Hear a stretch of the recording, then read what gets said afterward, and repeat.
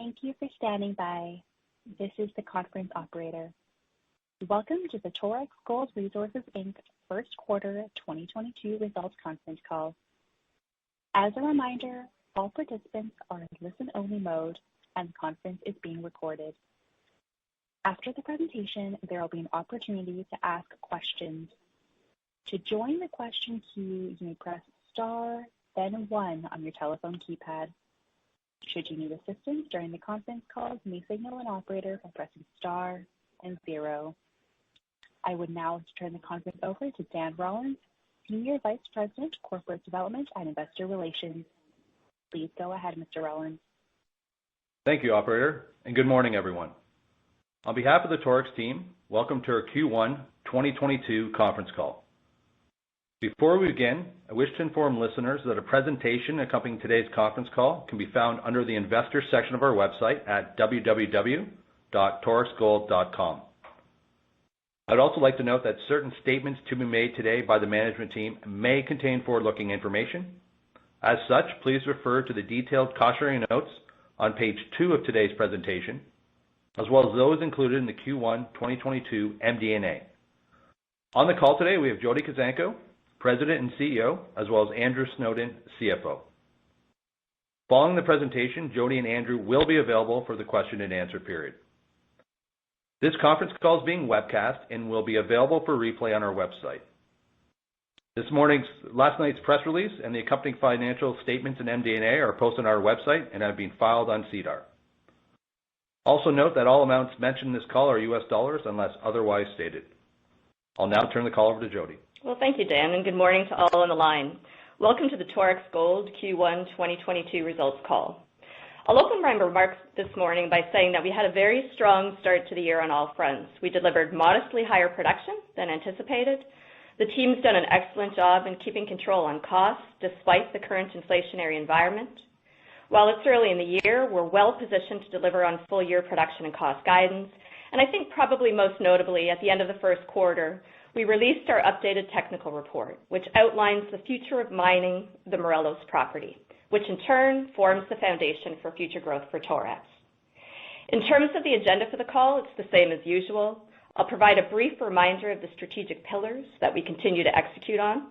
Then I'll step you through the key business and operational highlights specific to the first quarter. Then over to Andrew Snowden for some detail on the financials. And after that, I'll provide a progress update on the Medialuna project and exploration. Dan's already touched on the forward-looking statements and the safe harbor language, so I'll head straight to slide 4. Before we get into the substance of the quarterly update, I wanted to refresh everyone on our strategic pillars, which reflect the long-term vision of Torex and the long-term plan. We're working on all of them, but I would say the 3 across the top really came to the forefront in this quarter. If you look at the top left there, as demonstrated by the 2021 year-end reserve update, we were successful in further extending and optimizing operations at ELG. With the addition of the pushback at the El Limon pit, we now have open pit mining out to the end of 2024, and we're looking to extend this even further. In terms of advancing and de-risking Medialuna, the technical report was released as planned. Tunnel development to access the ore body is progressing, and with board approval secured on March 31st, procurement on long lead purchases is moving ahead. And finally, on grow reserves and resources, in addition to ongoing reserve growth at ELG Underground, we delivered our first reserve statement for Medialuna, effectively tripling the mine life of our Morelos asset, with reserves now out to the end of 2033. Turning to slide 5, this sets out some key operational and financial highlights. Production in Q1 was just over 112,000 ounces. We had slightly better grades and consistent mill throughput, offsetting lower recoveries. Those low recoveries were due to pockets of lower recovery ore mined from the Guajes pit and processed in the quarter. We delivered adjusted EBITDA of over $110 million with operating cash flow of $47 million. Recall, operating cash flow and free cash flow is subject to annual seasonality, with taxes and royalties paid out in Q1 and the PTU Mexican legislated bonus paid out in Q2. Andrew will detail some of this in his comments. Even accounting for the large tax payment and CapEx spend, we closed the quarter with $237 million in cash and still no debt. And I've already mentioned that we delivered the updated technical report as planned. Certainly, quarter one was an intensive work quarter for our small team, but the work all got done somehow, and it was done exceptionally well. Moving to slide 6, the theme here is that we're well positioned to deliver on full-year operational guidance. 3 key areas of note on this slide. First, we're on track to deliver your full-year production guidance. We expect the levels of production over the remaining 3 quarters to be higher than the 112,000 ounces delivered in Q1, just part of the mine sequencing plan. Second, total cash costs and AISC are also tracking to the plan, with both expected to decline over the remainder of the year, driven by higher production and continued cost discipline and cost control. Third, spending on Medialuna is noted here at $20.8 million at the end of the quarter, and this requires some explanation. It's approximately $26 million lower than what was set out in the feasibility study. This is not a cause for concern. There are 2 main contributors to the Q1 spend level. First, there's been some redistribution of spend from Q1 to later quarters, and we've had slower development rates than planned through South Portal Lower, which I'll touch on when I get to my commentary about the project. With the project now formally board approved and the team moving through procurement on some long lead, capital-intensive purchases, we're still very much forecasting to deliver on our capital expenditure guidance for 2022. Turning now to slide 7, which sets out some highlights on ESG, we had another excellent quarter from a safety perspective with no lost time injuries, and we're now sitting at just over 8 million hours lost time injury free. Remarkably, in April, we hit 1 full year without a lost time injury. That's all employees and all contractors, and we're now operating with a lost time injury frequency of 0. There is an adage in the industry that when you get safety right, everything else follows, and that has certainly held true in the case of Torex. I'd also call your attention to the community relations commentary in the bottom right-hand side of this slide. While working with and maintaining mutually productive relationships with our host communities is definitely an all-year-round job, in quarter one, we started the year with the successful annual renewal of all 11 of our community development agreements, so set the stage quite nicely. Turning now to some details on operational performance. Slide 9 really does illustrate the continued consistency that we've achieved in production across the board, and quarter one was no different. The production of 112,000 ounces of gold was up just slightly over the prior 2 periods. Plant performance there is notable at 12,600 tons per day and stable performance for the last 4 quarters. Bottom left, you can see process grade came in at 3.47 grams per ton, just slightly higher than anticipated, driven by the grade profile out of the open pits. And looking at the bottom right there, the underground mining rate, we said in Q4 that the underground mining rate was impacted by COVID absences, and it would come back up in Q1 as we got a handle on that, and it has. We've returned to our usual rate of just over 1,260 tons per day out of that underground. Slide 10 outlines the unit cost performance through Q1 of 2022 relative to full year 2021. As you can see there, initiatives to hold the line on costs are helping to offset the inflationary pressures we and all of our peers are seeing in the market. Open pit and underground mining costs are relatively consistent with full year 2021 results. Processing costs were lower given lower cyanide consumption. In the quarter, we came in at just under 3 kilograms a ton.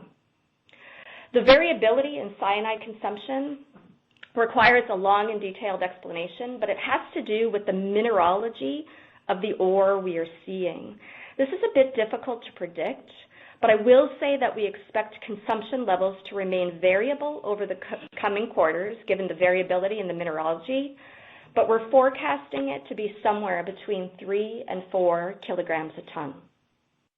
And those last lines at the bottom of the table on PTU require some explanation.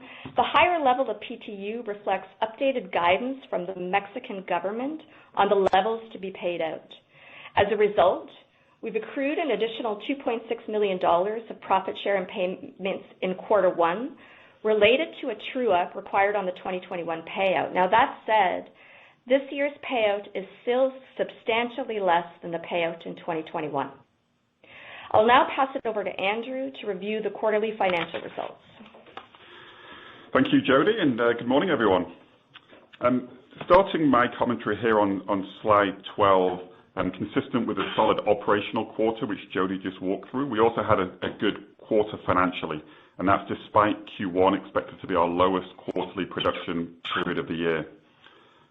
The strong gold price, in tandem with stable costs quarter over quarter, where we've been managing inflationary pressures well, resulted in a total cash cost margin of 60% and an all-in sustaining cost margin of 44%. These strong margins generated over $110 million in adjusted EBITDA and $47 million in operating cash flow, and that's despite $60 million of total tax and royalty payments paid during the quarter. That's the highest quarter of these payments in the year. Just to summarize the breakout of that $60 million, that includes $21 million of tax installments, $30 million paid relating to the annual payment in March of the 7.5% royalty, $5 million related to the 2.5% royalty, and $4 million related to the 0.5% royalty. And so all of those payments were made during the quarter. This seasonality of tax payments, along with ongoing high capital expenditure, resulted in a free cash flow deficiency of $19 million in the quarter. With spending on Medialuna planned to increase through the remainder of the year, we do expect free cash flow to be negative over the year with some quarterly variations. Although, of course, an extension of the current gold price environment could help mitigate that. Turning now to slide 13 for a review of our cash movements during the quarter. You can see from the slide here that we ended the quarter with $237 million in cash and continue to have no debt. I just want to spotlight some of the key areas on the key uses of cash during the quarter highlighted on this slide.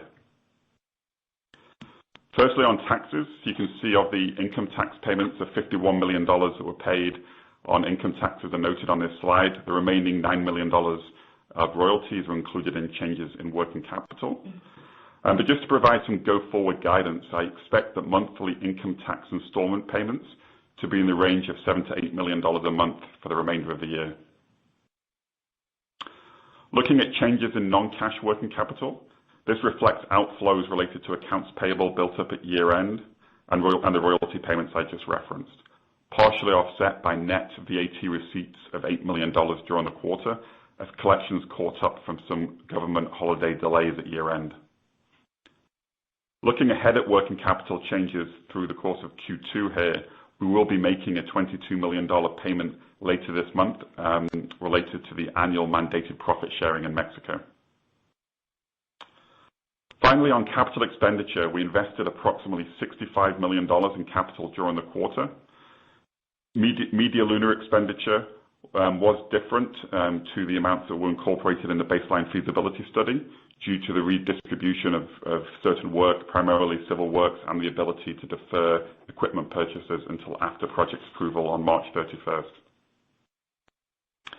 As noted previously, Medialuna CapEx is expected to increase quarter over quarter through 2022 as development and procurement activities ramp up. Just to briefly make a note on depreciation as well, we are expecting to incur between $175 million and $200 million of accounting depreciation through the course of this year. Tax depreciation in 2022 is expected to approximate $70 to $80 million, and that's a similar level to last year, and one of the key reasons behind the deferred tax recovery experienced the last few quarters. Just turning very briefly now to slide 14, this is really just a reminder of the seasonality and the number of our payments. I've already made reference to the tax and profit sharing payments, and so we expect this trend to continue through the course of 2022 here. Looking now at our balance sheet. So as shown in slide 15, we exited the quarter with $237 million in cash and available liquidity of $387 million. The current credit facility that we have in place matures in March 2023 with a $25 million step down in capacity at each of September 30th and December 31st. We have already commenced discussions to extend the maturity of this credit facility, as well as advance the broader discussions on additional financing to support the Medialuna build, which I've referenced before. As a reminder, in total, we are looking at raising between $250 and $300 million of debt financing, with a focus now on either a high-yield issuance or a term loan, with the ultimate decision to be based on the cost of capital and repayment tenure. Depending on market conditions and proposed terms, we're targeting to have the new facility in place in the second half of this year, although we do have flexibility on timing as we don't need this capital until into 2023. Finally, and just turning now to slide 16, as noted when we released the technical report, we have hedged approximately 25% of production between October 2022 and December 2023 through forward sales. We may consider additional hedges through into 2024 as we look to minimize price risk during the build-out of Medialuna, as we do see hedging as a prudent risk management measure during a period of elevated investment. And this will support not only the development of Medialuna, but also our ongoing investment in exploration while maintaining the $100 million of cash on the balance sheet. So that concludes my remarks, and I'll hand the call back over to Jody. Well, thanks, Andrew. I'll now provide a brief update on both the Medialuna project and exploration. So turning to slide 18. As mentioned, we delivered the updated technical report for the entire Morelos complex at the end of March. All of the details of the Medialuna project, the associated economics, the forward-looking production profile, and the reserves and resources can be found in the technical report, which has now been filed on SEDAR. And the video of the presentation that we did on the Investor Day, held April 1st, is also posted on our website for those who are interested in the details. But the key highlights of the project are set out here on this slide. First, with the addition of 3.3 million ounces for the inaugural Medialuna reserve, mine life has tripled to almost 12 years. Second, we plan to maintain the current production run rate at an average of 450,000 ounces annually through at least 2027, which assuages any concerns about a dip or gap in production as we switch from the open pits to Medialuna. Third, when Medialuna comes online, we'll now become a sizable copper producer, which is important to us moving forward. Fourth, CapEx is at $848 million for the project. It's realistic, it accounts for inflation, and it is not insignificant. And lastly, and I think quite importantly, the results of the Medialuna feasibility study and updated mine plan for ELG forms what I would describe as the new base case for our Morelos property. Given the underlying resource potential of the entire land package, we're quite confident in our ability to bolster the overall return of the project by filling the mill beyond 2027 and extending the mine life out past 2033. And we're hard at work on both fronts. Turning now to slide 19, this illustrates the progress that we've made on tunnel development. This is a key schedule item for the success of the Medialuna project, which is why we show it quarterly. Starting on the left-hand side of the schematic, coming from south to north, we've now arrived at the point in South Portal Upper where it is split, with the top ramp now advanced more than 710 meters heading to the top of the deposit, and the bottom ramp at 650 meters heading to the middle of the deposit, and those progress numbers are as at April month end. Progress in South Portal Lower has been slow going through the quarter due to challenging ground conditions encountered in February. We intersected a fault at the 990 level, which had a water seam in it. We expect these conditions to remain variable for about another 400 meters until we reach the granodiorite contact.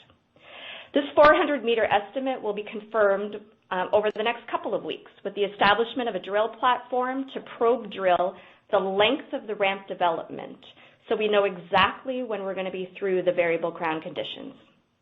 So on the south side, we're slowed but not stopped, but coming the other way from north to south in the Guajes Tunnel, we're making up for it as rates continue to increase.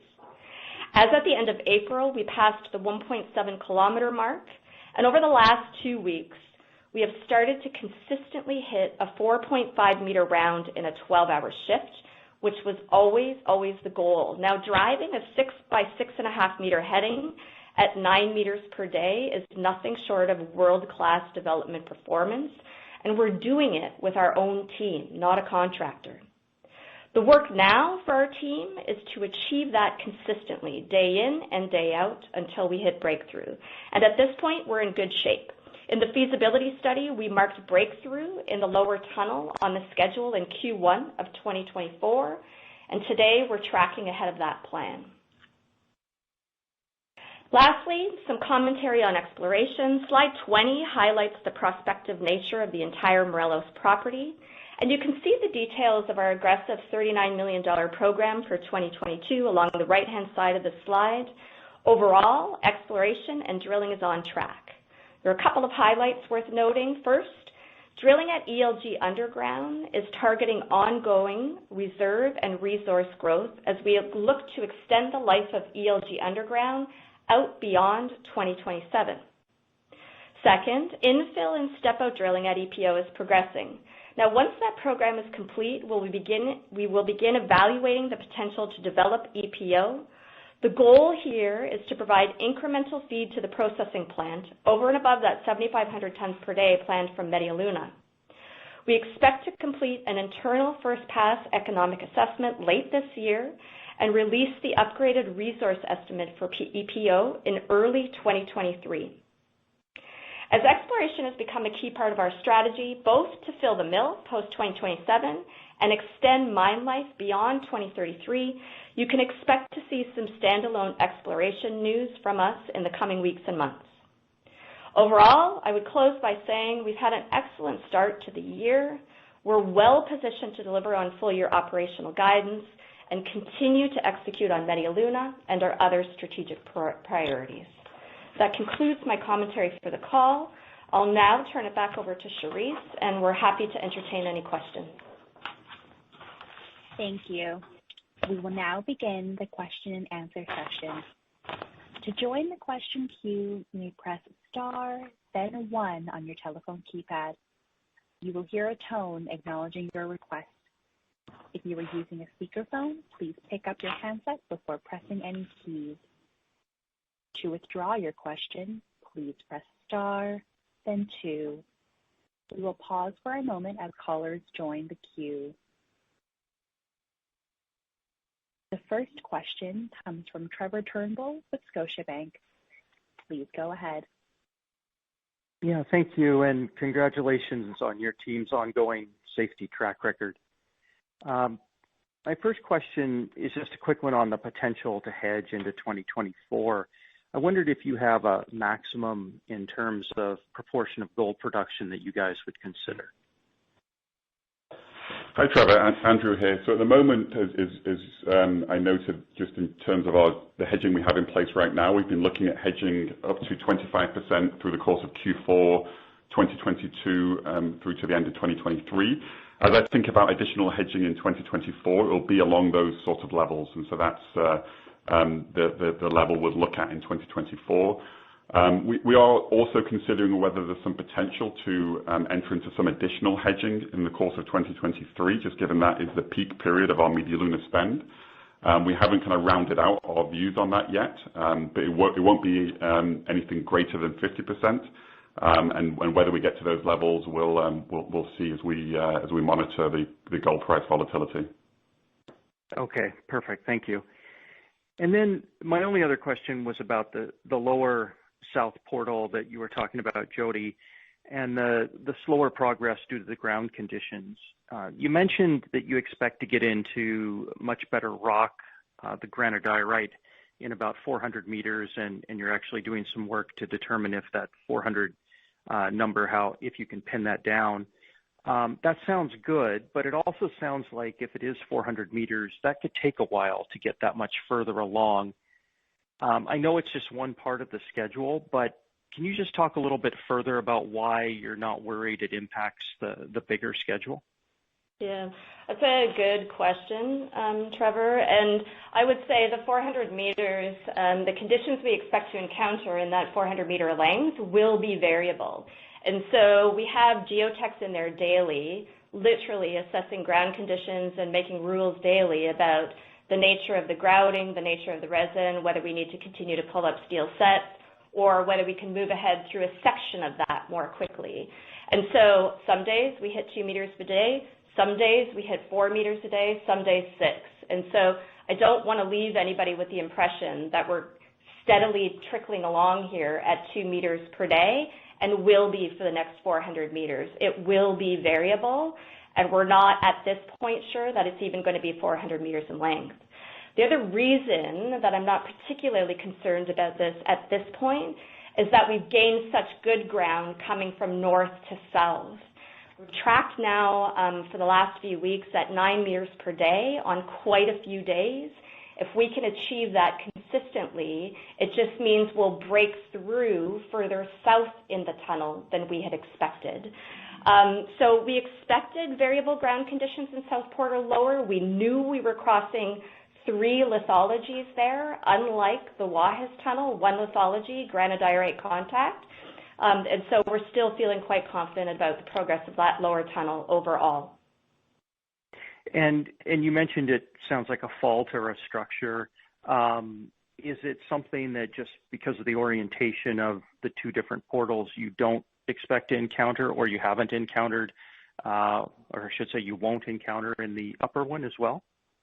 Yeah, we don't expect to encounter in the upper portal, just given the disparity in depth between those 2 portals. And so we've done a lot of work to understand the lithologies that we're moving through. As you can imagine, this is a key schedule item. So what we found, we expected. I think it's fair to say the degree of what we found in South Portal Lower was more than we expected. There was more karsting than we expected and more water than we expected. And so that has impacted our plans a little bit, but we're progressing quite nicely in South Portal Upper. Great. That's all I had. Thanks, Jody.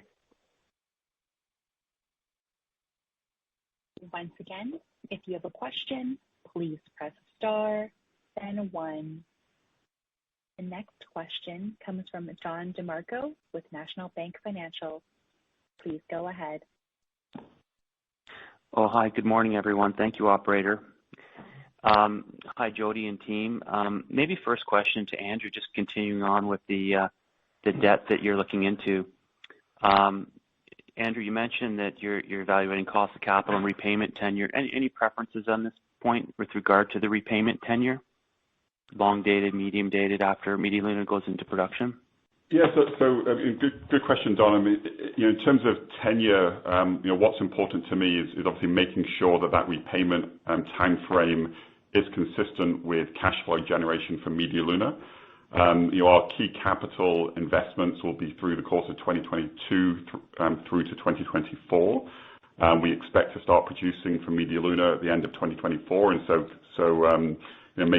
starting to produce good free cash flow in 2025 and beyond. And so, when I kind of think about maturity timeline and amortization period, marrying that up with that free cash flow and looking to repay the debt using the Medialuna cash flows commencing in 2025, that's the type of time horizon that would be important for me. So looking at a maturity date somewhere in the 25, 26, 27 time frame. Mm-hmm. Okay, that sounds reasonable. And maybe just a question to switching over to the South Portal Upper and Lower and the challenging ground conditions that you anticipated. I think your previous answers address both of those, but moving to the Guajes Tunnel, is there any, and you're making remarkable progress through it right now, are there any areas that you would expect challenging ground conditions along the course of the tunnel? That's the exact right question, John. Thanks for that.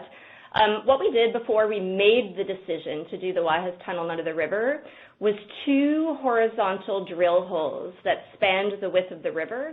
Now, they don't track directly to where the planned tunnel is going to be. Think about it as an X that's through the tunnel area that's skewed to about 30%.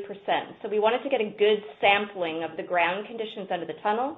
We also did some boreholes with directional drilling down to the level of where the tunnel will be.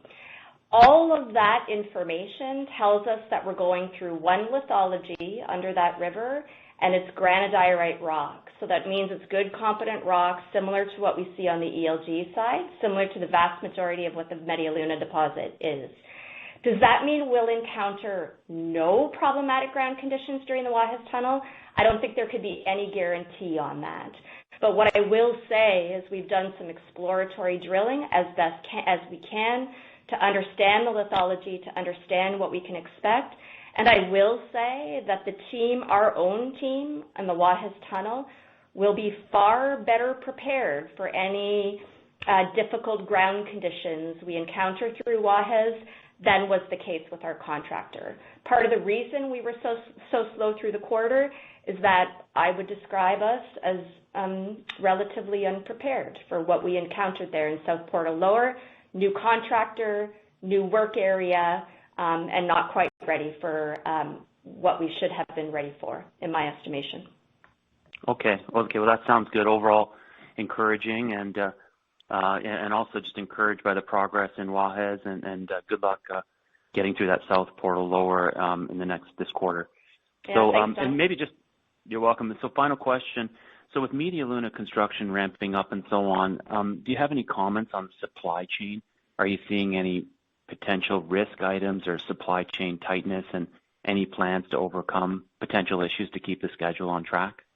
We're very early days in the procurement process, Don. We just got board approval March 31st, and so we have some very long lead items that are in various stages of procurement. So our flotation cells, our regrind mills, our battery electric fleet, and some other materials, our conveyor for Guajes.